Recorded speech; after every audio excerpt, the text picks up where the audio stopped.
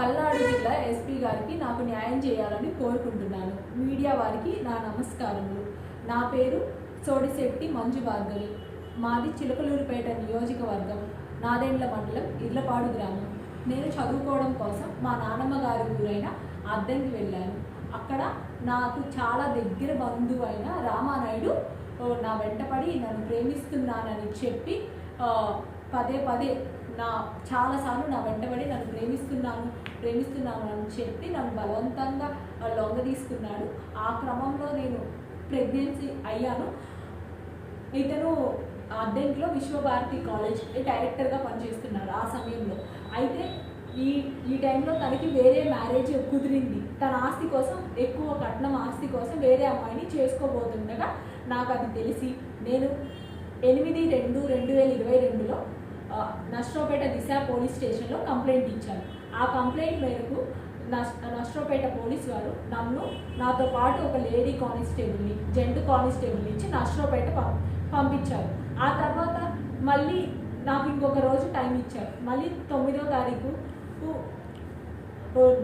మా అత్తయ్య అయినా, మా అమ్మమ్మ అత్తయ్య అయినా సోడిశెట్టి వెంకట సుబ్బమ్మ, మేకల నరేంద్ర, ధర్మవరపు దుర్గాప్రసాద్ మరియు చాలామంది పెద్దవాళ్ళు, ఒక 100 మంది పైగా ఉన్నారు.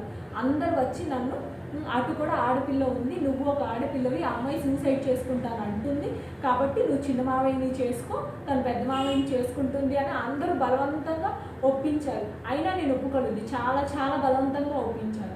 అలా ఆ టైంలో 19/2/2022లో నాకు మల్లవరం డ్యాము పెళ్లి జరిగింది. మా చిన్న మావయ్య అయిన సోడిశెట్టి కామేశ్వరరావుతో పెళ్లి జరిగినాక 3 రోజులు మేము మా ఇంట్లో ఉన్నాం.